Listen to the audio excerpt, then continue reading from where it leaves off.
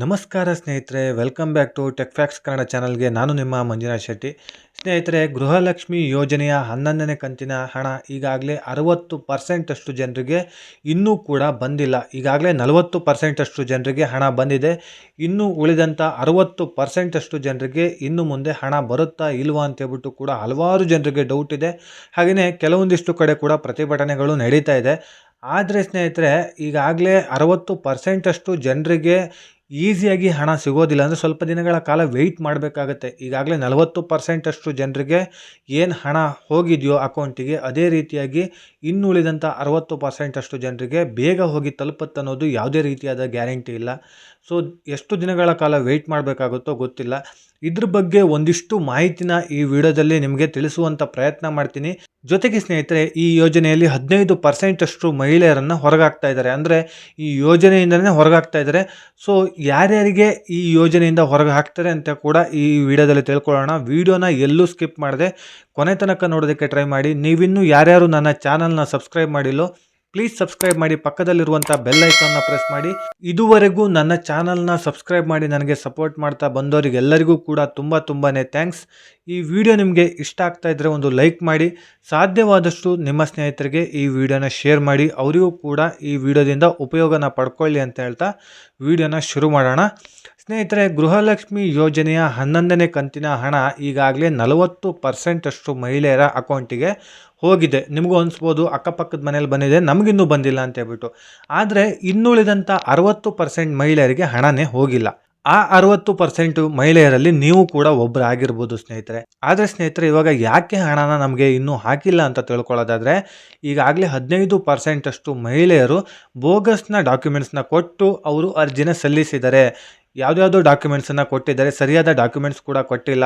ಹಾಗೆಯೇ ಅತ್ತೆ ಮತ್ತು ಸೊಸೆ ಒಂದು ಮನೆಯಲ್ಲಿ ಒಂದೇ ಮನೆ ಅಡ್ರೆಸ್ಸು, ಹಾಗೆ ಒಂದೇ ಮನೆಗೆ ಕಂದಾಯ ಕಟ್ತಾ ಇದ್ದರೂ ಕೂಡ ಅತ್ತೆಗೊಂದು ರೇಷನ್ ಕಾರ್ಡು, ಸೊಸೆಗೊಂದು ರೇಷನ್ ಕಾರ್ಡ್ ಇರುತ್ತೆ. ಈ ರೀತಿ ರೇಷನ್ ಕಾರ್ಡ್ ಹೊಂದಿರೋರು ಕೂಡ ಇದರಲ್ಲಿ ತುಂಬ ಜನ ಅಪ್ಲಿಕೇಶನ್ ಹಾಕಿದ್ದಾರೆ ಅನ್ನೋ ಕಾರಣಕ್ಕೆ ಈಗಾಗಲೇ ತೆಗಿತಾ ಇದ್ದಾರೆ. ಅದರಲ್ಲಿ 15% ಅಷ್ಟು ಜನನ ಫಿಲ್ಟರ್ ಮಾಡಿ ತೆಗೆದು ಆದಮೇಲೆ ಇನ್ನು ಉಳಿದಂಥ ಜನರು ಏನೇನಿದಾರೋ 45% ಅಷ್ಟು ಜನರು ಅವರಿಗೆ ಹಣನ ಹಾಕ್ತೀವಿ ಅಂತೇಳ್ಬಿಟ್ಟು ಹೇಳ್ತಾ ಇದ್ದಾರೆ.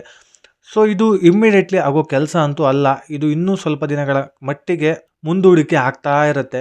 ಹಾಗೆ ನಾವೇನಾದರೂ ಕೇಳೋದಕ್ಕೆ ಹೋದರೆ ಅದಕ್ಕೇನು ಹೇಳ್ತಾರೆ ಅಂತ ಹೇಳಿದ್ರೆ, ನಿಮಗೆ ಈಗಾಗಲೇ 2-3 ಕಂತಿನ ಹಣ ಒಂದೇ ಸಲ ನಾವು ಅಕೌಂಟಿಗೆ ಹಾಕಿಲ್ವಾ, ಪೆಂಡಿಂಗ್ ಇತ್ತು ಮುಂಚೆ ಅನ್ನಭಾಗ್ಯ ಯೋಜನೆದು ಅಥವಾ ಗೃಹಲಕ್ಷ್ಮಿ ಯೋಜನೆದು ಪೆಂಡಿಂಗ್ ಇರೋ ಹಣಗಳನ್ನೆಲ್ಲದನ್ನು ಕೂಡ ಒಂದೇ ಸಲ ನಿಮ್ಮ ಅಕೌಂಟಿಗೆ ನಾವು ಹಾಕಿಲ್ವಾ, ಅದೇ ರೀತಿಯಾಗಿ ಇದು ಕೂಡ ಹಾಕ್ತೀವಿ.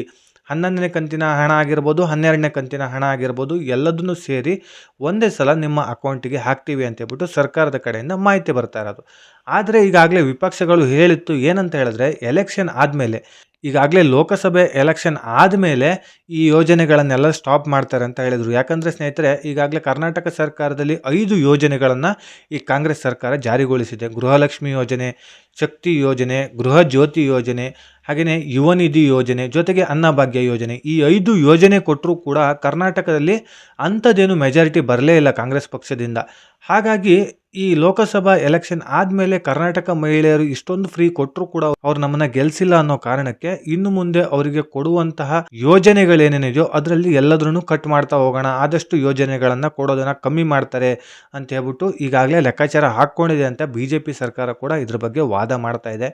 ಇದೆಲ್ಲದನ್ನು ನೋಡ್ತಾ ಇದ್ರೆ ಈಗ ಅನುಮಾನ ಹುಡ್ತಾ ಇದೆ. ಯಾಕಂತ ಹೇಳಿದ್ರೆ, ಈಗಾಗಲೇ 15% ಅಷ್ಟು ಮಹಿಳೆಯರನ್ನ ಫಿಲ್ಟರ್ ಮಾಡಿ ತೆಗಿತಾ ಇದಾರಲ್ಲ ಈ ಯೋಜನೆಯಿಂದ, ಇದನ್ನ ಸ್ಟಾರ್ಟಿಂಗ್ ಅಲ್ಲಿ ಮಾಡಬೇಕಾಗಿತ್ತು. ಈಗ ಏನಕ್ಕೆ ಮಾಡ್ತಾ ಇದ್ದಾರೆ? ಈಗಾಗಲೇ 10 ಕಂತಿನ ಅಮೌಂಟನ್ನು ಕೊಟ್ಟಾಗಿದೆ. ಈಗ 11ನೇ ಕಂತಿನ ಅಮೌಂಟು ಕೂಡ ಬರಬೇಕಾಗಿದೆ.